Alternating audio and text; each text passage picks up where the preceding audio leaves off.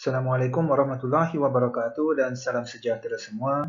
Dalam modul ini kita akan belajar mengenai topik asas anatomi sebuah drone dan saya adalah J. Suman.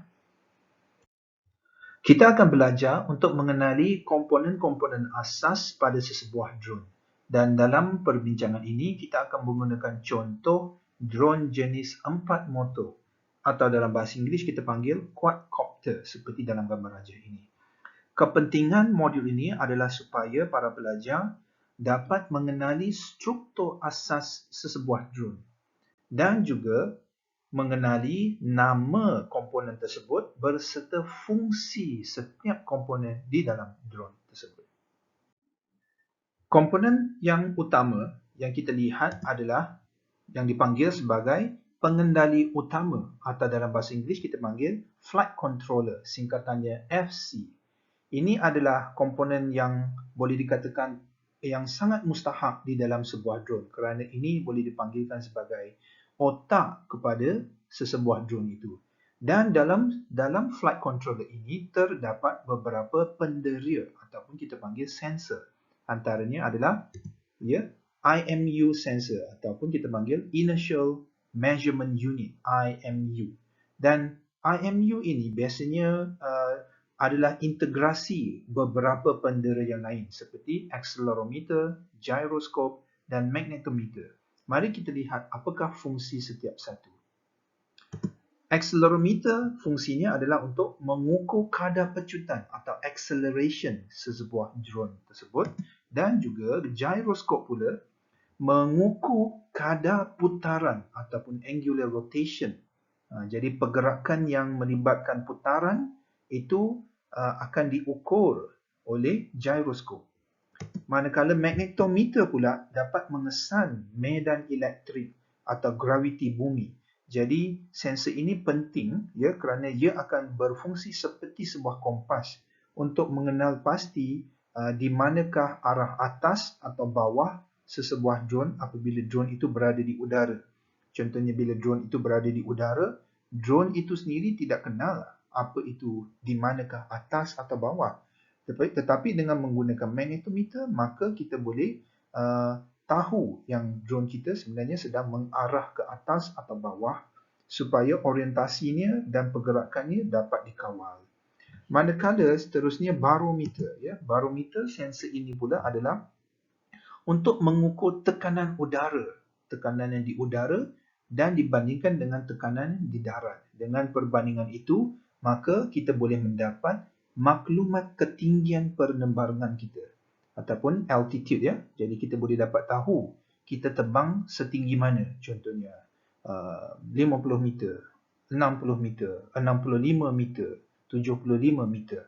Maka semua itu adalah bacaan yang kita dapat daripada barometer ini.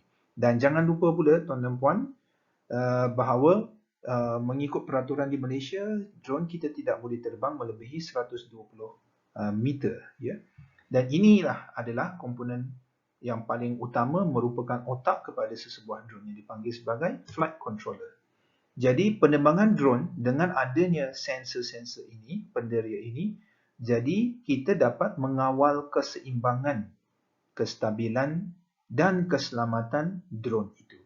Jadi penting penerbangan drone itu dapatlah kita mencapai 3 kepentingan ini dengan adanya sensor-sensor ini ataupun penderia ini di dalam flight controller. Komponen seterusnya, sesebuah drone itu kebiasaannya kita akan pasang kamera dan fungsi utama kamera ini adalah supaya penerbang ataupun drone operator itu akan dapat membuat rakaman video atau gambar penerbangan.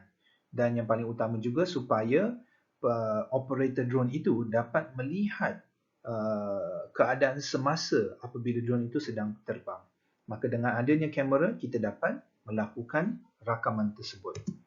Dan tambahan kepada penderia yang sudah ada pada flight controller, sesebuah flight controller, dan ini adalah antara komponen yang lain yang boleh dikatakan wajib untuk ada pada sesebuah drone, iaitu GPS ataupun kita kenali sebagai sistem penentu dudukan sejagat. Bahasa Inggerisnya kita panggil Global Positioning System atau singkatan dikenali sebagai GPS.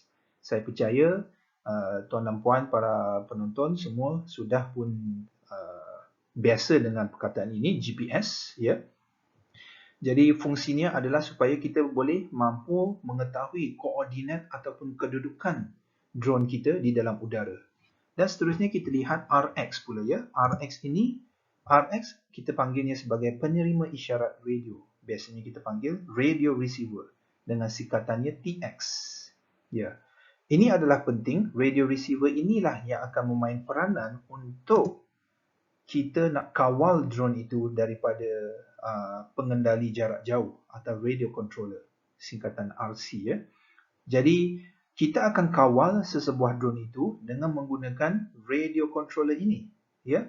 Dan radio controller ini akan pancarkan signal melalui antenanya dan diterima oleh RX receiver. Lalu receiver inilah yang akan menghantar maklumat kepada flight controller bagi melakukan sesuatu mengikut kehendak penebang ataupun drone operator itu. Jadi kalau tak ada RX, tak dapatlah kita nak kawal, ya, drone tersebut. Seterusnya adalah VTX. VTX ni pula adalah sebagai kita panggil pemancar isyarat video atau biasa kita panggil video transmitter.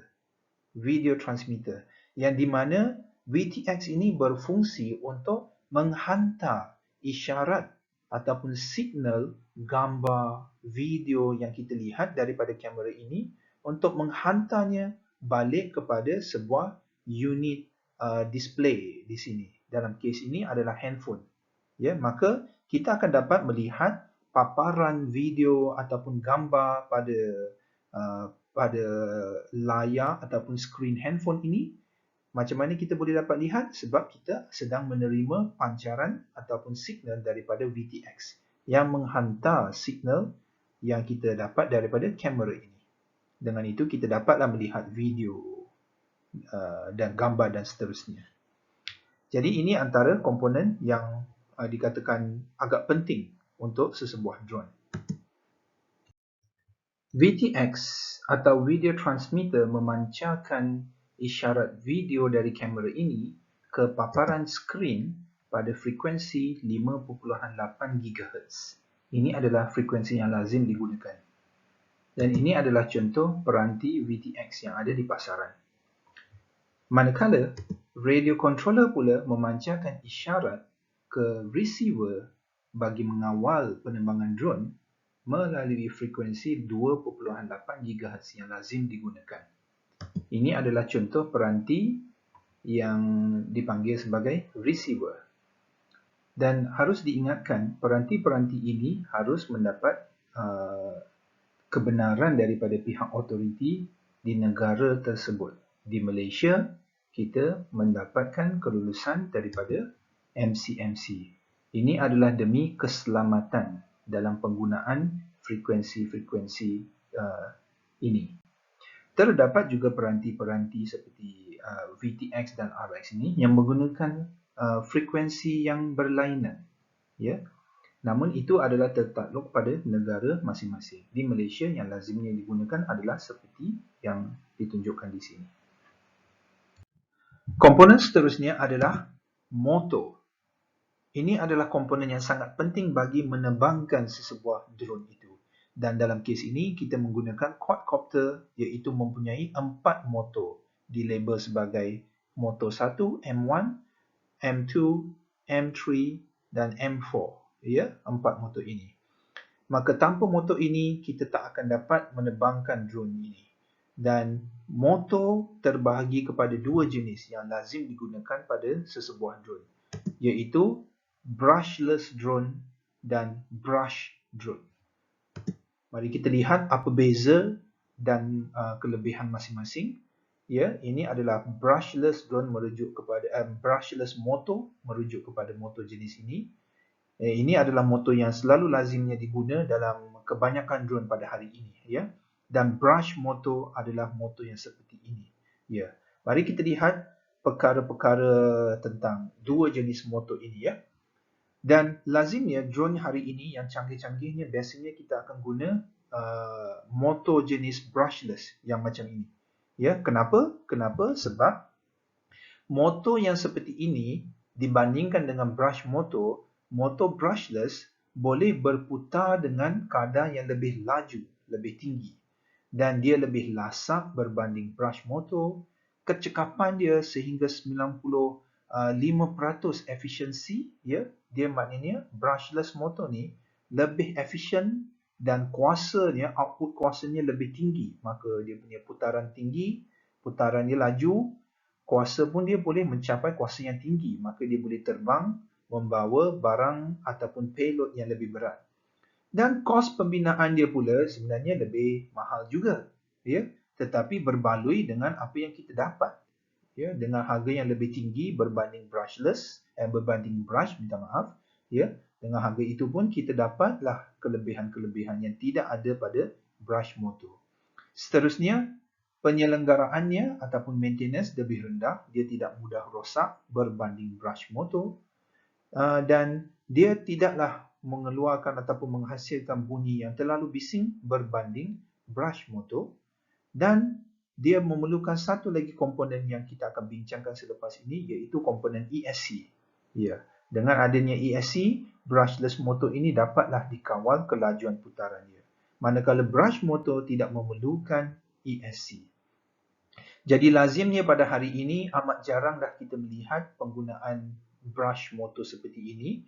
Kebanyakan drone yang ada hari ini kita dah menggunakan brushless motor. Ya, brush motor ni biasanya digunakan untuk drone yang jenis mainan, yang kecil, malah kereta remote mainan pun menggunakan motor yang jenis ini untuk penggunaan yang kecil sahaja.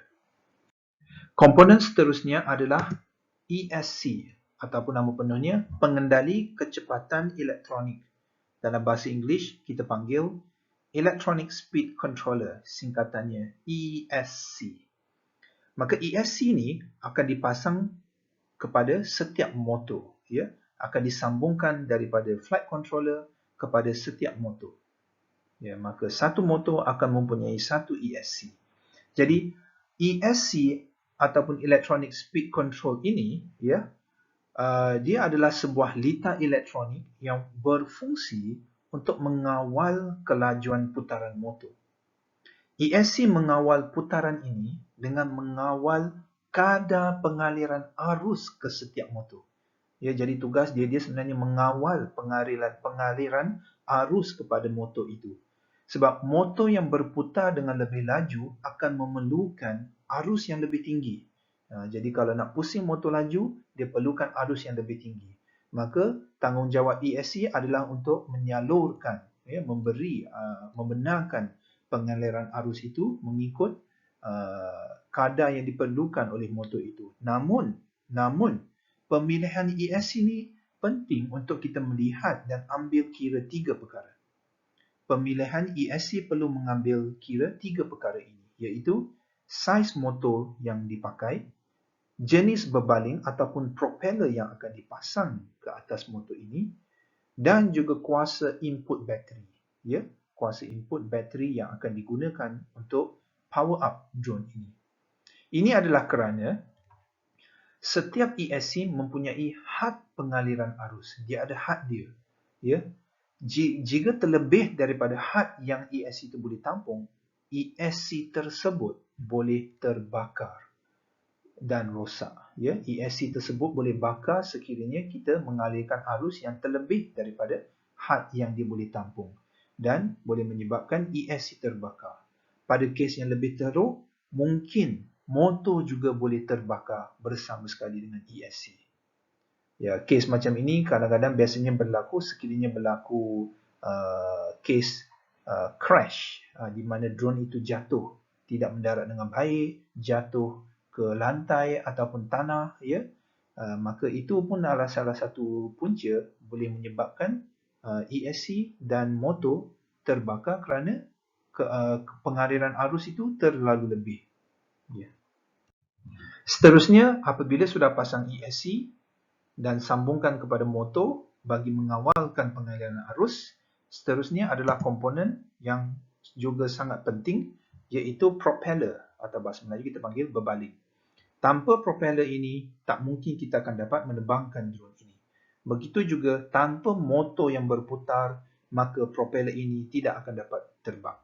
Tidak akan dapat berputar dan mengangkatkan drone ini. Oleh itu, propeller berbaling ini amat penting dan pemasangan propeller ini mempunyai pemasangan dia kerana dia harus mengikut pada arah pusingan motor tersebut, yang di mana ini akan dibincang dengan lebih lanjut dalam modul seterusnya, iaitu modul prinsip pergerakan ataupun penerbangan sesebuah drone.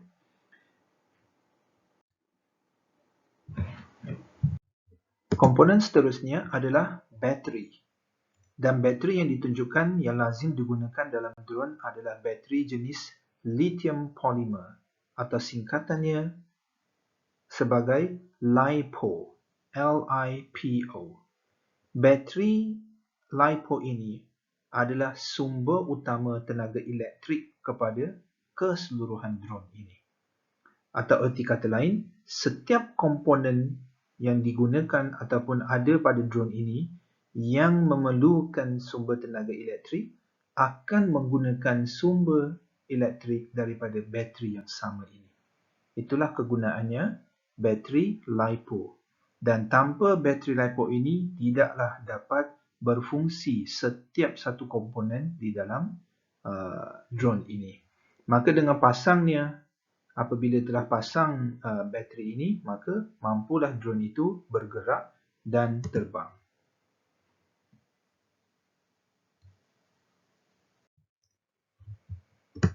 Ini adalah satu contoh jenis bateri LiPo. Dan kalau kita lihat di sini, mari kita belajar bagaimana untuk nak membaca maklumat pada bateri LiPo ini. Angka 1800 ini adalah dalam unit milliampere per hour ataupun singkatan mAh, milliampere per hour. Maksud 1800 ini adalah maksudnya bateri ini, kapasiti bateri ini mampu menampung 1800 milliampere per hour. Dan 65C pula ini menunjukkan adalah kadar discharge ataupun kadar penggunaan arus yang ditarik daripada bateri LiPo ini kepada keseluruhan drone, iaitu 65C. Dan kemudiannya, seterusnya kita lihat, bateri ini sebenarnya mempunyai 4 keping yang dikatakan sebagai sel. Ya, di sini kita lihat dia mempunyai 4 keping bateri yang digabungkan sekali, yang kita panggilkan sebagai 4S, bermaksud terdapat 4 sel. Apakah sel itu? Satu sel membawa minimum voltage sebanyak 3.7. Dan maksimum voltage yang kita boleh charge pada satu keping sel itu adalah 4.2 volt. Sekali lagi, sekeping sel boleh mempunyai minimum 3.7 volt dan maksimum charge kepada 4.2 volt. Dan jika kita ada 4 keping dalam kes contoh ini, maka 4 sel kita darab saja dengan 4. 3.7 darab 4 bersamaan dengan 14.8 volt. Ini adalah kadar minimum voltage pada LiPo bateri ini. Manakala kadar maksimum ataupun full charge pada bateri LiPo ini adalah 16.8 volt, yang di mana 42 darab dengan 4 sel. Apa maksud di sini minimum dengan maksimum? Maksudnya, drone ini apabila diterbang, kalau kita nak charge bateri ini charge pada maksimum adalah 16.8 volt.